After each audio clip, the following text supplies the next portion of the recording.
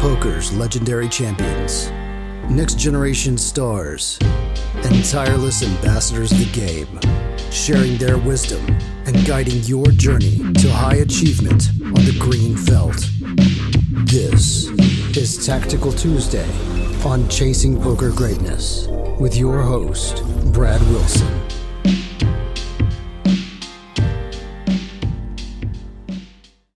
Welcome to today's episode of Tactical Tuesday. Jon and I have resumed our normal roles today because it was confusing. It was like you sleep on your partner's side of the bed and it just feels weird and everything's out of whack. So we've gone to our individual roles that we're used to and comfortable in. Although if you're watching on YouTube right now, you see he's like crowding my box. I can see his shirt is like just get out of my space. What are you doing? Get over there. So got nothing to say. Welcome to the show. What prompting where are these hands from? Need to give here. Whose from hands the are poker. they? They're my hands, actually. I played hands. They're from my poker coaching play and explain that I do once a month. And I play for 3 hours of 5-10, explain the decisions that I make. Hints of play and explain. This month's went quite well. I think won close to 5 buy-ins, 2 tabling for 3 hours, which is quite nice. So not a lot of hands where I get smashed in today's episode, but I think we do have some pretty interesting hands nonetheless. Yeah, it's crazy. What's going on? You played a poker tournament last week, playing Bluff Catch and winning a bunch of money this week. It's just like people might think that you actually play poker or something. Yeah, I don't want people to get the wrong idea. I go back and forth. I always waffle. I'm envious of you and Shu a lot of times when you guys just like have such a streamlined life of wake up, grind, and study, learn, and that's it. It's very easy. Except then I remember like all the downswings and all the internal angst and all the, existential crisis questions about what you're doing with your life or whatever. I think that, yeah, the grass is always greener on the other side, as they say. But I do miss the arena. I miss the streets. I miss the pressure. I miss the feeling of winning a bunch of buy-ins, and in some disgusting way, I also miss the feeling of defeat and having to get myself up off the mat after getting brutalized. What makes winning feel so good? It does. I'm 38 years old, and maybe there's a next phase of my life that involves more of the playing of poker. I would love to actually play around, travel around and play on some of the high stakes live streams. I think that's sort of a thing that I want to pursue in the next couple of years. I don't think I want to pursue live tournaments. I don't think that's happened or will ever happen. Change your tune real quick. Well, that's actually my tune. It was exhilarating. I love the intensity. Like, man, just like every hand counted. I love that. It's a different ball game, and sometimes mixing it up is good, but I don't think that I'm made for that sort of Ironman marathon type of thing. Just like it's something to do a few times a year, but not something to do every day of my life. Like I'm just now feeling good, and it's almost a week after my experience. Like, I don't know how people do it during the summer at the WSOP. Like, that's just MTT guys. I got to give you credit, and girls. So many props for being so strong and having so much resilience and stamina. It's beyond me. Oh, I agree. Should you get into these hands? I guess if that's like a thing that people want us to do, we'll talk about these hands. Your arm's in my square again, by the way. Get the hell out of here. So first hand starts out with a limp from under the gun. We have the King 10 offsuit, and we're about 100 50 bigs deep with the villain who limped. The villain is a fish. They're playing 50 or 60% of hands. They had been open limping a ton. King 10 off here is a bit on the thin side of my ISOing range, but I'm not ISOing King 9 off, so I think King 10 is like the bottom. However, as I stated in the poker coaching stream, and my general philosophy is, see weak player, get involved with weak player. So I'll do whatever I got to do. And if the big blind 3-bets me, then so be it. I just fold a king and a 10. Not much opportunity how much lost. does the kind of the player type of the big blind affect your decision here? Like if the big blind was a fish, would you think about flatting more often with king 10? Probably. Yeah, me Probably. too. Yeah. Because I probably don't want to go 3 ways. But maybe not. Who knows? Just depends on the time of day, that the mood that I'm in. I think I mean the big blind just I don't know. I'm just gonna assume he's a reg for now, and I think especially when he's a reg though, I think ISOing, actually putting in the raise pre-flop and ISOing the fish, I think is well worth it.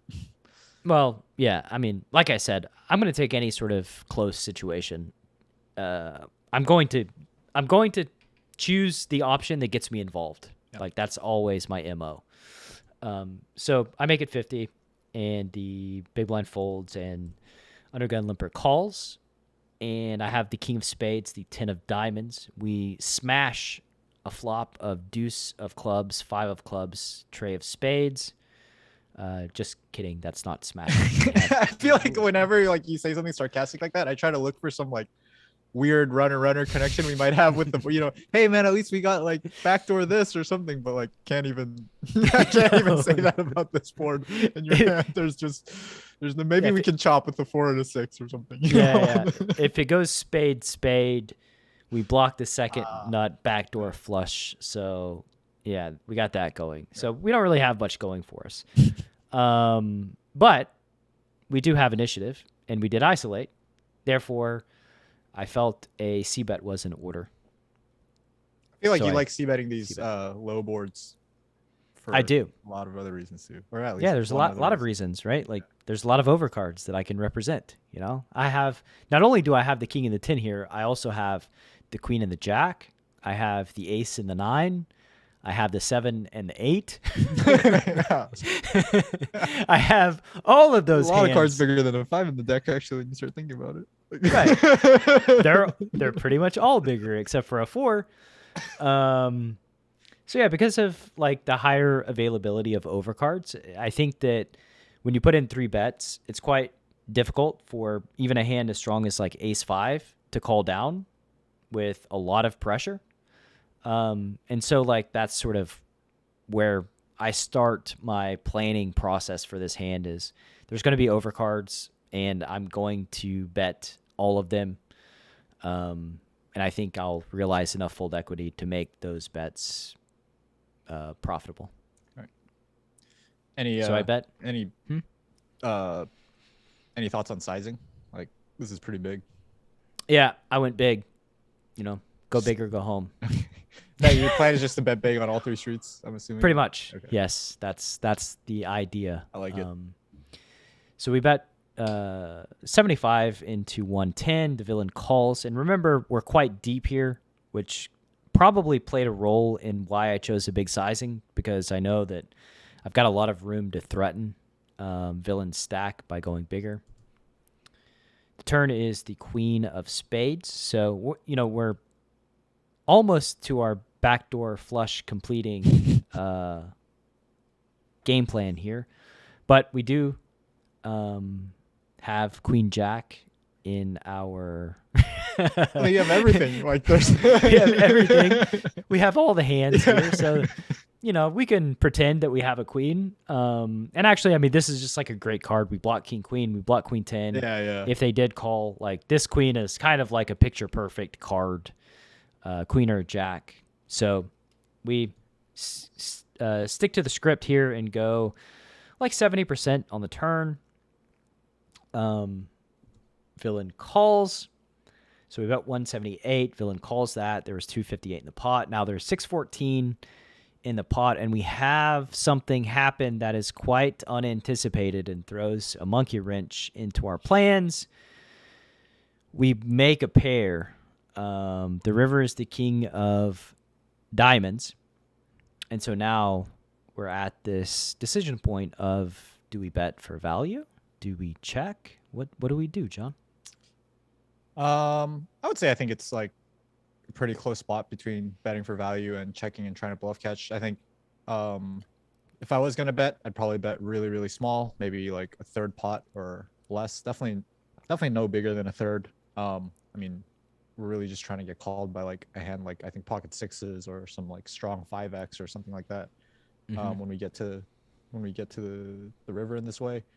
But I think like checking also has a lot of merit. I mean, there's so many natural bluffs that the fish, the under the gun fish can have that just like need to bluff all the brick spades, all the brick clubs, all the just random 4x, and like, you know, maybe they have like all the gut shots like the 6-7s, and the, you know, maybe they even have, well, I don't know if they turn like ace high into a bluff, but if they like have hands like ace jack or ace 8 that just called twice and maybe think they need to bluff or can ace deuce, something like that, ace tray.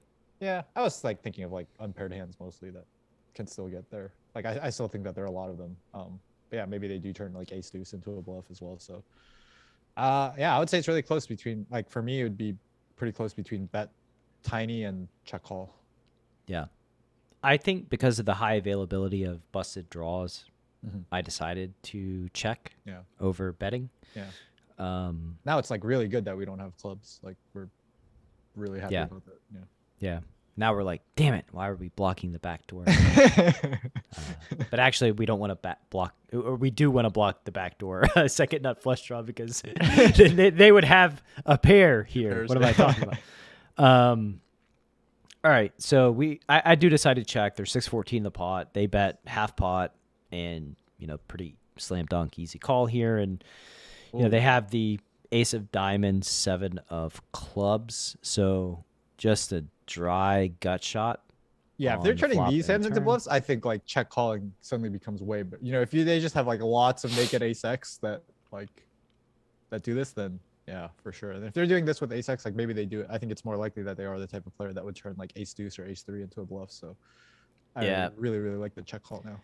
I was pretty happy that outside of, you know, it's like from the villain's perspective, they'll probably have the thought of like, wow, they're so lucky. Like I had the best hand until the river. Like why'd they have to make a pair? Yeah. And like from my side, it's like if the river's not a 4 or an ace, I'm going to win. Yeah. And if I make a king or a 10, I'm going to win. So like basically I'm going to win unless you make your straight or a pair of aces, because I'm either going to bluff you or bluff catch if I make a pair. So yeah, even though out of position with the worst hand and no draw, I very much like my side of the coin. Yeah. Yeah. I think these spots arise like quite frequently, or like that relationship like happens a lot where like, I know it looks like I just got lucky, but really there was no possible way that you're going to win this hand. Like I think even this guy, like there's situations that are more extreme than this where like you don't have the 4 as an out. Like you're actually just going to lose on every single run out unless you make some miraculous bluff catch hero call. Yeah, like if I had 6-7 or 6-8, right? Right, then right. On the 4, I make a straight. They need to make an ace basically. That would be the one card they can call the river on. So anyway, even when you have to bear this in mind too, and I think like from the other side, it's important to think about villain with initiative's ability to bluff you and sort of what they're setting up and how you're defending against their strategy, because it's quite easy to fall into the trap of feeling like you just got unlucky in a spot like this without seeing like the full picture. And I really think that like you're served well by thinking about what your real path to victory is. And if there is a real path to victory, and just being honest with yourself in these spots, because yeah, on the surface, it looks kind of silly, but when you really look at it in depth, yeah, it's a tough spot for the A7. Yeah. Also just shows that it's tough to play against aggressive opponents, and that's why like being aggressive is really important. Like there's definitely a world where like this guy is not a fish and just, maybe he called a 3-bet from you from the small blind, and like just there's nothing he can do because you're super aggressive and gonna go bet a lot. And like it doesn't even have to be like some guy playing inappropriate hands and limping pre-flop and stuff like that. So yeah, it's fold equity is a thing that goes along with your actual equity, and both of those concepts matter, even though fold equity you can't always see and it's not always tangible. It is a major part of the game. And so with that said, we're going to segue into the second hand, which is a bluff catch. And I guess maybe that's the theme of this episode, 2 bluff catches in a row. So stick around after the break. We will break down hand number 2 from my recent poker coaching play and explain. Before I got Nuffle, I had run into a lot of donk bets. And I think once you play a certain amount of hands, there's something wrong with our opponent's strategies, but you don't know how to play to maximize EV against it. And it's very frustrating. I looked at the document and I couldn't believe that I paid money for it. I actually doubted that it could provide value because it was so brief. But since then, it's repaid me just over and over and over again. And it's one of the most consistent moneymakers built into my strategy that sheds light on just how bad your opponents are. And it took me 20 minutes to perfect it. And it's just amazing. Yeah, I'm speechless. It's just that good. The simplicity of it is part of it being a masterpiece. All right. Welcome back from the break, and we are about to dive into hand number 2. This second hand is kind of another spot where I deviated from my typical pre-flop strategy, and it is against a weaker opponent as well. So we do have that theme working for us here.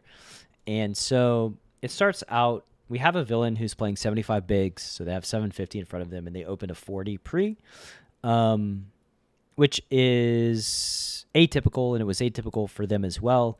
Typically indicative of a stronger hand, I think, from this player profile.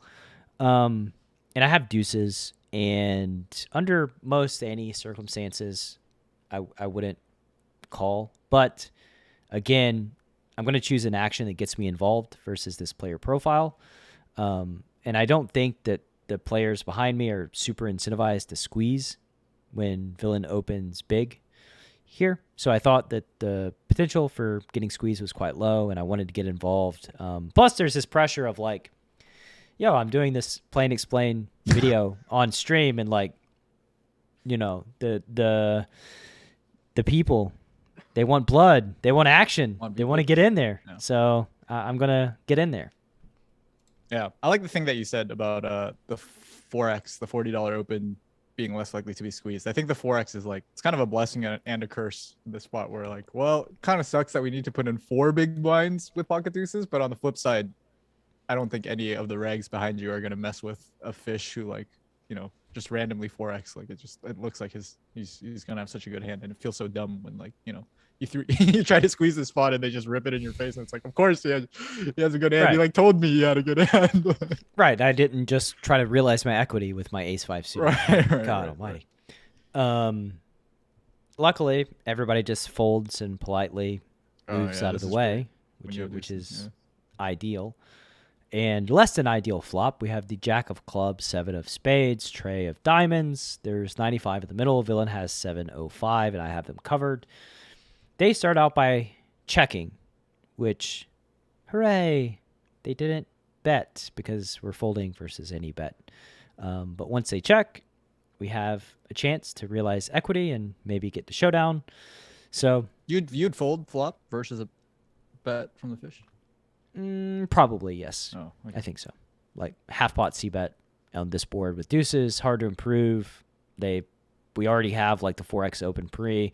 I would just fold and kind of you're move folding on. every turn to every size. Yeah. Okay. Yeah, I would call with like any 7 or ace tray, probably any back doors, any gut shot. But I think deuces is just like you can't. Yep. You need a deuce, So the turn is a jack of diamonds, so pairs top pair. So we have jack, jack, 7 tray with 2 diamonds.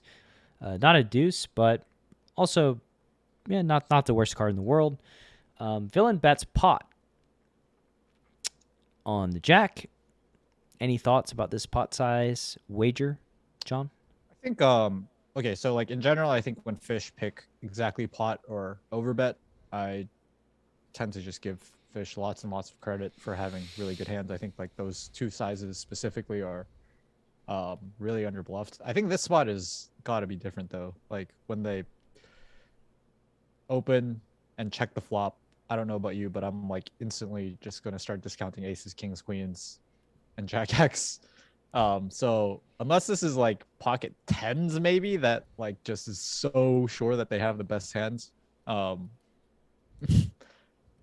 Well, I mean, like it wouldn't be crazy, right? Like if you saw a fish like pocket tens here on the turn, like you wouldn't be shocked. I wouldn't be like, shocked. Yeah, again, like that range is like now like pretty narrow, right? It's like pocket tens, maybe nines, maybe eights, but maybe not even eights and nines. Right, and I don't think they pot with aces, kings, queens anymore, right? So like we have the tens, maybe the nines, maybe the eights, jack X, which I think they bet most of their jack X on the flop. Right. Which kind of leaves them with like, 16 combos of ace king, 16 combos of ace queen. Maybe they bet some of those sometimes, but I mean, that's 32 combos, and we struggle to find more than like 15 that villain is betting here. That's better than deuces. So we do decide to give it the old call. I remember in the poker coaching stream, somebody asked whether you should raise or not, and please don't raise here.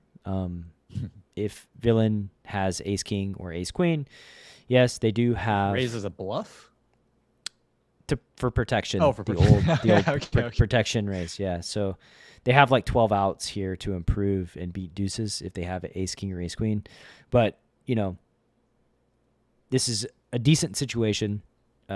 Raising is only folding out the hands that you have an equity advantage against and targeting the hands that you're at an equity disadvantage against. And so, the goal of poker is not to never get lucky. The goal of poker is to make solid, sound, fundamental decisions. So calling is the best route. So we call. And the river is the 10 of hearts. There's 277 in the pot. And villain goes ahead and gives us the 70%er here. Bets 204 into 277. The final board is jack, jack, 10, 7, 3, no flush.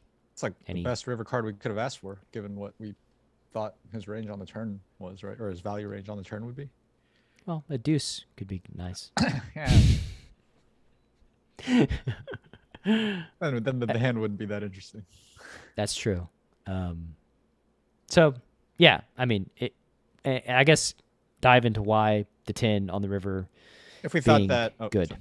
Yeah, if we thought that when the fish pots the turn that his value range is going to be a lot of pocket tens, this just reduces the available combinations of pocket tens. Now there are only 3 tens available instead of 4 tens out there. So 4, there would be 6. Or I memean, I'm talking about like the absolute number of tens, not combos of pocket tens. Oh, but yeah. Oh, yeah. Yes, 6 combinations of pocket tens. Yeah. Yeah, from 6 to 3. And just because of the high availability of like overcards of all varieties, also less likely that they bet 8s and 9s on this turn, especially for the size, right? Like maybe they pot the turn with 8s and 9s, but once the river brings an overcard, maybe they just check call or like go into bluff catching mode and don't bet. Probably wouldn't bet this size with 8s and 9s, I would assume. So I think it's a good river for a lot of reasons. So I do call and beat the ace queen off. Nice. Villain didn't show us the quads. Maybe quads make sense. I don't know. Yeah, quads. Okay. Quads make sense. Quads might make sense, but yeah, villain just has the ace queen. And I think like the major lesson here for the listener is like, if you always bet your overpairs and your jack X here, it can create some pretty bad downstream problems for representing any type of good hand on the turn and river. So like whatever your out of position c-bet strategy is, sometimes you need to be checking your like top pair type hands or even some overpairs. I guess the alternative would just be to bet everything. But that has its own sort of downstream. Yeah, I think my issues as advice well. for if you're out of position in a single raise pot like this, like with the guy with ace queen, I think the simplest way to like have a good strategy on the flop is just to check everything instead of bet everything or something like that. Because I mean, you're gonna have so many hands. Like most of your hands are gonna want to check, I think, or you're gonna be hands like this. And so when that's the case, I think it's just much easier to check everything instead of bet everything. Yeah. Cool. So 2 bluff catches, pretty much, the first one was pretty just slam dunk, obviously. When there's the argument for a value bet versus a bluff catch, then the bluff catch itself is fairly easy. In this one, while it looks more difficult than the first hand, I think that it's just as much of a slam dunk because of, villains, the story that they told, the sizing that they used on the turn, the fact that they checked the flop, their pre-flop open sizing, just all the things makes it pretty clear that we should be calling the river with a pair. Yeah, and I think like on top of that, like the last thing to add, I think, is just showing how important it is to get in there with weaker players or fish. Like they gave away so much info with like just like the check on the flop and like sizing pre and stuff like that, and like you don't get to like exploit all those data points against better players. And so like when you have opportunities to make exploitive decisions based on like fish just being bad at poker, like you should get in there with deuces and ISO the king 10 offsuit. Call the 4xer with deuces and get involved. Yes, always get involved with the weaker players. That's where the majority of your win rate comes from over the course of your poker career.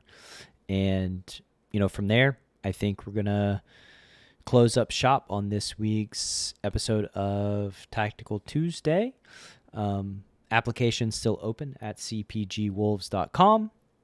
We are accepting new recruits and hope to have a new Wolf podcast up in the next couple of weeks. We're still solving some issues related to teaching and learning and all of those giant going from one giant challenge to the next giant challenge. But these things take time, and I'm actually like pretty excited about the journey. And if there's something that like really gets me up in the morning, it's figuring out solutions to large problems that make my head hurt. That usually makes me want to go back to bed, but there's so much joy in being stumped, going to sleep and waking up with like a fresh idea and being like, oh, I know what to do. I know how we can go about doing this. And then like, I guess you and Shu will know quite well that like, I'm always very optimistic. Like, I think we can do this. Like, I think we can like get this knocked out in like a week, and like a month later, we're a month away from getting it knocked out. But once you get a month in, you can't fucking quit then, right? Like you're committed, man. That's like, you're committed, right? Like, so I already put half my stack in the middle. Like, what do you want me to do? Right. So that sort of optimism and underestimating just the scope of solving massive problems can be beneficial just through, through commitment. So anything else to add before we head off? Oh, you're going to steal my line again? No, it's yours. I told you we're back on our own I might not sides. even say it anymore. Honestly, I'm just bitter. But just kidding. See you next week, guys. Look how happy he is. So happy. Thanks for listening to Chasing Poker Greatness. You can subscribe on Apple Podcasts or on your favorite podcast app. Go to chasingpokergreatness.com to get the newsletter. Join the Greatness Village community, book a coaching session, or dive into the latest data-driven poker courses. Follow the show on Twitter at CPG Podcast.